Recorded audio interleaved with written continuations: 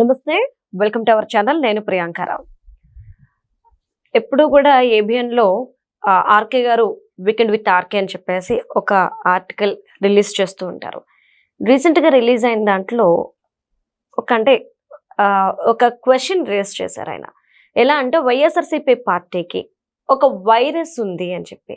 అంటే ఆ వైరస్ ఏంటి అంటే ముతక వైరస్ అని చెప్పేసి దానికి ఒక పేరు పెట్టారు.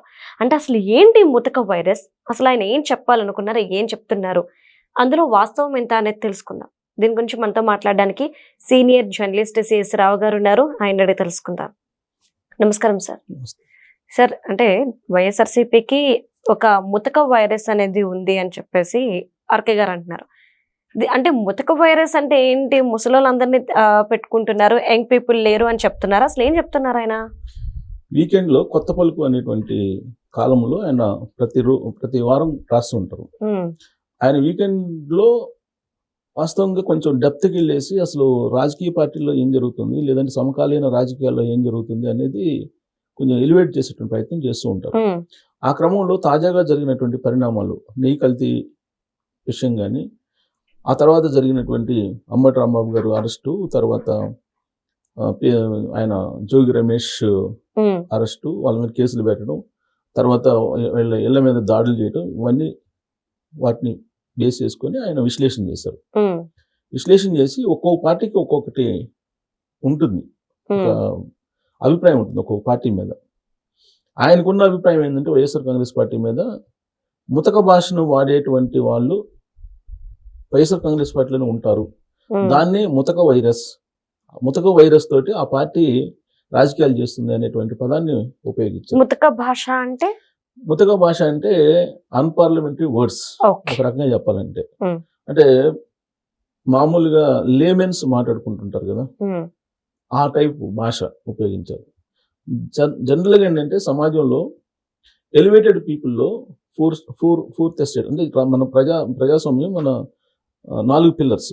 ఈ 4 పిల్లర్స్ లో మనకి ఏమేంటి? లెజిస్లేషన్ అంటే రాజకీయ నాయకులు, చట్టసభలో, అలాగే ఎడ్యుకేటివ్ సిస్టమ్, ఐఏఎస్, సివిల్ సర్వెంట్లు, ఉద్యోగులు, తర్వాత జ్యుడిషియరీ, తర్వాత మీడియా.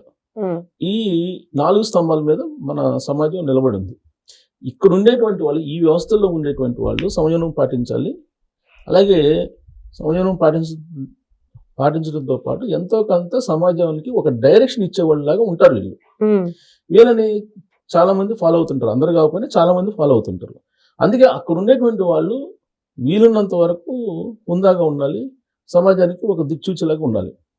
దాన్ని మర్చిపోయి గత కొంతకాలంగా, అంటే కాంగ్రెస్ పార్టీ నేతలు ఎప్పుడు వాడరండి. వైఎస్ఆర్ కాంగ్రెస్ పార్టీగా రూపాంతరం చెందిన తర్వాత ఆంధ్రప్రదేశ్ లో ఈ ముతక భాష అనేది ఎలివేట్ అవుతుంది అని చెప్పి రాశారు. ఏంటి ఆ ముతక భాష అంటే, అధికారంలో ఉన్నప్పుడు, అధికారం కోల్పోయిన తర్వాత వైఎస్ఆర్ కాంగ్రెస్ పార్టీ లీడర్లు ఉపయోగిస్తున్నటువంటి పదజాలం. జగన్మోహన్ రెడ్డి గారు ఎవరిని ఎక్కడ ఎలా ఉపయోగించాలో అలా ఉపయోగించి వదిలేస్తారు. ఆ తర్వాత ఆ లీడర్లో ఏమైపోతారో కూడా తెలియదు అనేటువంటి ఒక సెంటెన్స్ రాసి ఉదాహరణ చెప్పారు. వల్లభనేని వంశీ, కొడాలి నాని, వీళ్ళిద్దరు ఏ విధంగా వాళ్ళిద్దరిని ఉపయోగించి కమ్మ సామాజిక వర్గం మీద అధికారంలో ఉన్నప్పుడు రెచ్చగొట్టి నానా రకాల పదజాలంతో ఏ విధంగా మాట్లాడించారు, ఇవాళ వాళ్ళ పరిస్థితి ఏంటి అనేటువంటిది ఆయన వ్యాఖ్యానించారు. ఏ విధంగా మాట్లాడారు తెలుసు? ఒకసారి వాళ్ళిద్దరూ రివీల్ చేసుకుంటే ఏ విధంగా మాట్లాడారు తెలుసు? ఇళ్లలో ఉండేటువంటి మహిళలను కూడా వదలకుండా మాట్లాడారు కదా, బూతులు మాట్లాడారు కదా. లాస్ట్ కి ఆ బూతులు వినలేక కమ్మ సామాజిక వర్గంలో ఉండేటువంటి కొంతమంది, లాస్ట్ కి ఖమ్మం జిల్లా అనుకుంటా, ఒక అతను ఈ తల నరికితే నేను రివార్డ్ ఇస్తానని చెప్పి కూడా అనౌన్స్ చేశాడు. అంటే ఆ స్థాయిలో వాళ్ళు పొల్యూట్ చేసేసారు. ఒక సామాజిక వర్గాన్ని టార్గెట్ చేసి గందరగోళం చేయాలనేటువంటిది జగన్మోహన్ రెడ్డి గారి యొక్క ఆలోచన అనేది ఆర్కే గారు తన వీకెండ్ లో పొందుపరిచారు. దానికి ఎవరిని ఎలా ఉపయోగించుకోవాలో అలా ఉపయోగించుకుంటారు. కమ్మ సామాజిక వర్గాన్ని దూషించడానికి వీళ్ళిద్దరిని ఉపయోగించుకున్నారు.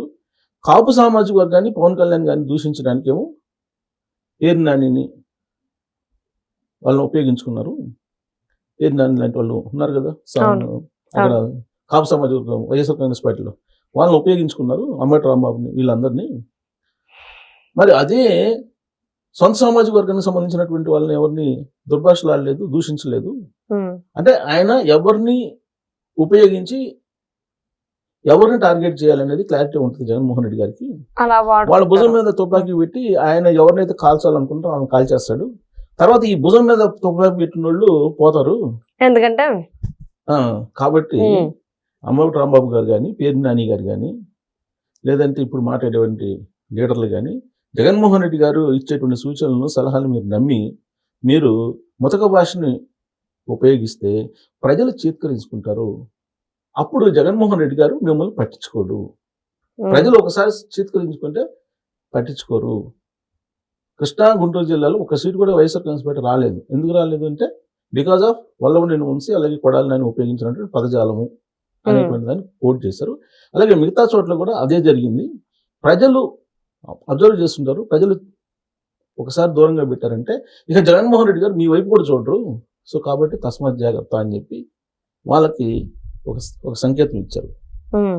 At the same time Telugu Desam party వాళ్ళకి కూడా ఇచ్చారు ఒక సంకేతం. ఏమి ఇచ్చారంటే వాళ్ళు ముతక భాషను ఉపయోగించారు. ఓకే, దాడులు చేయటం ఏంటి? మీరు తెలుగుదేశం పార్టీలో ఇంతవరకు దాడులు చేసే సంస్కృతి లేదు, కానీ దాడులు చేశారు. ఎందుకు చేయాల్సి వచ్చింది అనేది ఆయన వివరించారు. గతంలో ఎప్పుడు కూడా తెలుగుదేశం పార్టీ వాళ్ళు వెళ్ళి ఇళ్ళకెళ్ళి తగలబెట్టడాలు లేదా దాడులు చేయటాలు ఇలాంటివి ఉండవు. ముతక భాషను ఉపయోగించేటువంటి ఆనవాయితీ లేదు. మరి ఇప్పుడు ఎందుకు ఆలస్యంగా ఇలా వచ్చింది అని అంటే దాన్ని రాశారు. 2019 నుంచి 2024 మధ్య వరకు వైఎస్ఆర్ కాంగ్రెస్ పార్టీ ఏం చేసిందో తెలుగుదేశం పార్టీ క్యాడర్ అనుభవించింది. 2024లో అధికారంలోకి వచ్చింది తెలుగుదేశం పార్టీ. లోపల ఉన్నటువంటి కసి ఏదైతే ఉందో ఆ కసి ఎలా ఉంటుందంటే ప్రతీకారం తీర్చుకోవాలని ఉంటుంది. కానీ చంద్రబాబు నాయుడు గారు దానికి సహకరించలేదు. ఆ ప్రతీకారం లోపల ఇమిడిపోయింది. వీళ్ళు రెచ్చగొట్టేటప్పటికి ఆ ప్రతీకారం కాస్త బయటకు వచ్చేసి ఈ దాడుల రూపంలోకి వెళ్ళిపోయింది అని చెప్పి చెప్తూ, అయినప్పటికీ కూడా ఇది కరెక్ట్ కాదు. దాడులు చేయటం అనేది మీ ప్రతీకారం తీర్చుకోవాలి అని చెప్పి జగన్మోహన్ రెడ్డి గారు 2019 నుంచి 2024 వరకు ఏం చేశారో అదే కనుక మీరు చేస్తే ఆ పార్టీ ఈ పార్టీకి తేడా ఏముంది అనేటువంటి అభిప్రాయం సమాజంలోకి వెళ్ళిపోద్ది. కాబట్టి ఆ అభిప్రాయాన్ని మీరు తీసుకురావద్దు. చట్ట ప్రకారం ఏదైనా చేస్తారు. సపోజ్ వాళ్ళు ముతక భాషను ఉపయోగించారు, చట్ట ప్రకారం మీరు చర్యలు తీసుకోవాలి. అంతే తప్ప మీరు ఇళ్ల మీదకి పోయి దాడులు చేయటం ఇవన్నీ పార్టీకి నష్టం చేకూర్చేటువంటి అంశం అని చెప్పి తమ్ముళ్ళకి కూడా చొరకలేశారు. తమ్ముళ్ళకి చొరకలేసడంతో పాటు వైఎస్ఆర్ కాంగ్రెస్ పార్టీకి సంబంధించిన లీడర్లకి భవిష్యత్ ఎలా ఉండబోతుంది మీరు కనుక ముతక భాష వాడితే అనేటువంటి విషయాన్ని ఆయన కోట్ చేశారు. Thank you so much sir.